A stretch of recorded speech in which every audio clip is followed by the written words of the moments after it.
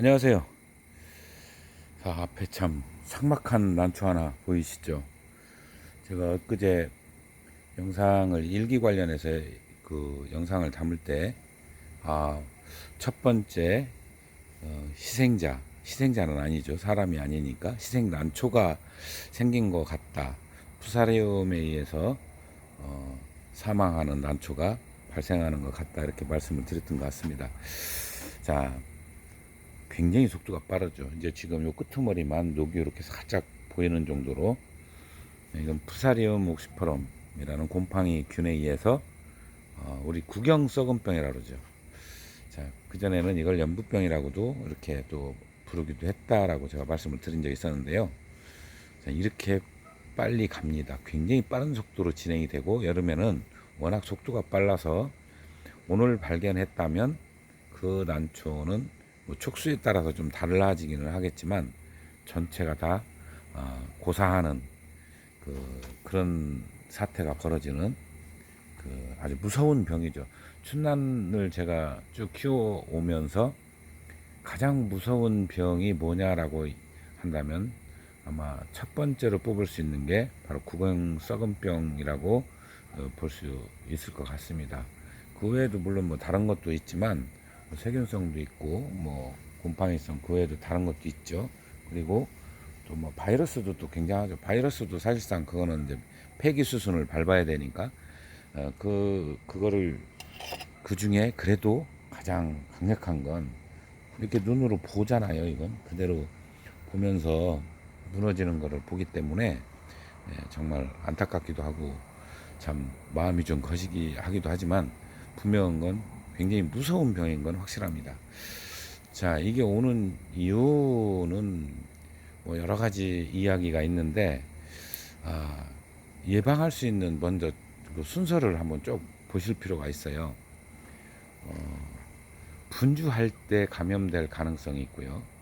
분주할 때 이거 역시 이 난초도 제가 분주하는 과정에서 문제가 생긴 것 같습니다. 이 병 잘 안 오거든요. 이 뒤에 이름 보이시죠? 죽음아 중에는 어, 아주 굉장히 잘생긴 그 지인이거든요. 이 지인이 여간에서 뭐 그 넘어가는 그런 난초가 아닌데도 불구하고 이거는 잎도 굉장히 강하고 힘도 좋고 그런 상태인데도 이런 일이 벌어집니다.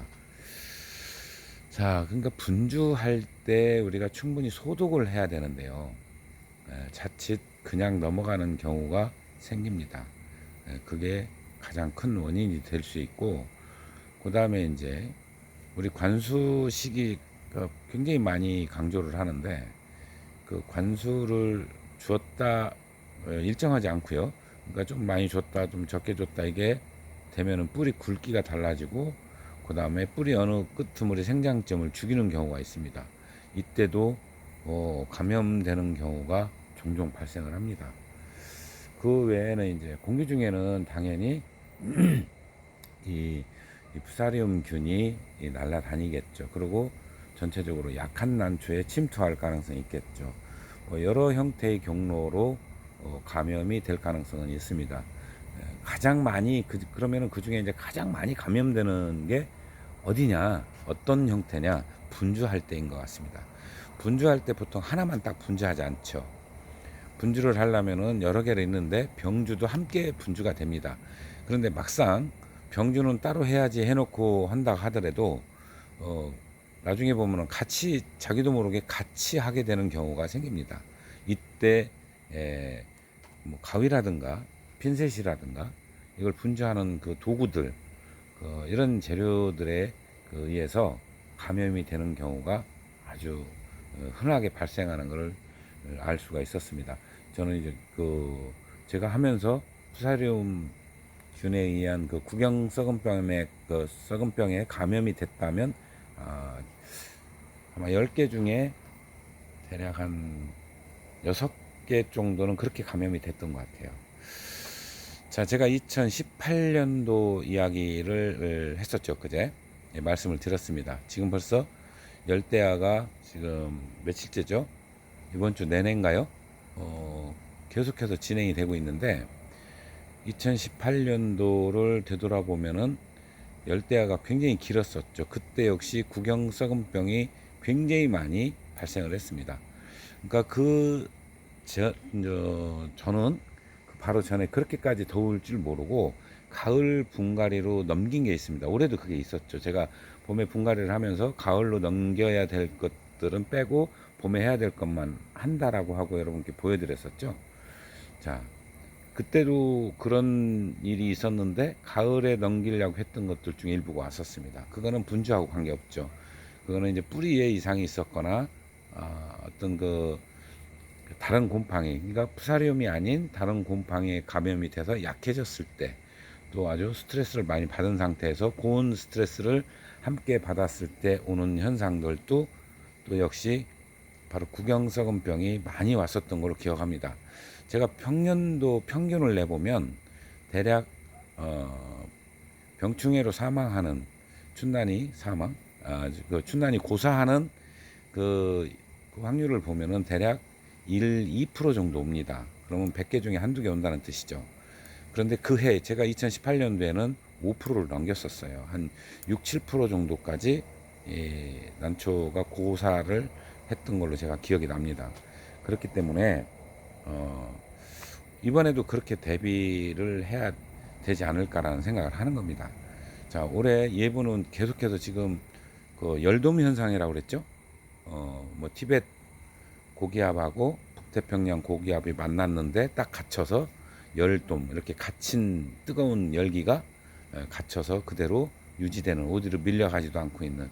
그러면은 뭐 야간 온도, 새벽 온도가 25도, 뭐 주간 온도 33도 이상 이렇게 계속 지속이 되죠.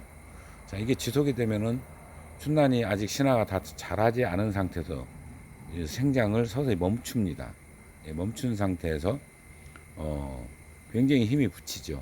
자, 요럴 때 해야 될 또 방법이, 제가 이제 저번에는 그 비료를 다 못 맞췄다고 판단하신 분은 물깨주라고 말씀을 드렸었고요. 그 다음에 활력제를 줍니다. 활력제도 그 비료 성분이 있어요. 그 다음에 이제 햇빛 관계를 물어보셨어요. 그늘이 낫지 않느냐, 또는 그대로 유지를 하는 게 낫느냐. 자, 어느 정도 아주 정말 뜨거울 때는 그늘을 좀 만들어주면 난실 내부 온도가 좀 낮아지는 건 맞습니다. 근데 적극적으로 뭐 광합성 작용하고 뭐 이런 거는 떨어지는 건 맞아요. 분명히 떨어지고 아침 나절에 잠깐 하고 낮에 더 많이 쉬는 그런 이제 그 사이클을 갖는다고 그래요. 춘난이.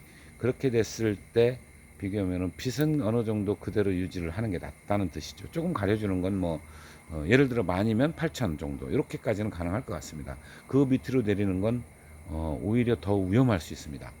그렇기 때문에 더 많이 내리시지 말고 그대로 유지해 주는 것도 괜찮다. 자, 그 다음에 지금 이렇게 푸사리움이 왔다. 우리 가장 많이 쓰이는 방제약이 뭐죠? 오티바를 쓸 거고요. 그 다음에 벤네이트 베노밀, 그리고 그 겹시 소독하는 거 뭐죠? 스포타. 네. 요 세 가지가 사실 그 푸사리움에 대해서 굉장히 잘 듣죠. 거기다 다찌가렌도 효과가 있다는 이야기가 계속해서 솔솔 나오는데 저는 이제 직접 확인한 건 없고요. 그런 이야기는 들었습니다. 그래서 이제 그게 과연 어느 정도 효과가 있을지는 모르지만, 자, 그렇다 해서 이제 또 주의할 점. 막 방제약을 일주일 간격으로 한다. 그러면은 난초 더 힘들어 합니다. 딱 한 달에 월 1회면 1회 하시는 분은 1회 하시면 되고요. 2회 하시는 분은 2회를 하시면 됩니다. 그 이상은 의미가 없다. 저는 이렇게 이제 보고, 최대 월 2회까지가 가능한 15일 간격 이렇게 되죠. 거기가 가장 적당하다. 그럼 나 뭐 어떻게 해야 되느냐? 이상이 보이는 건 따로 하십시오.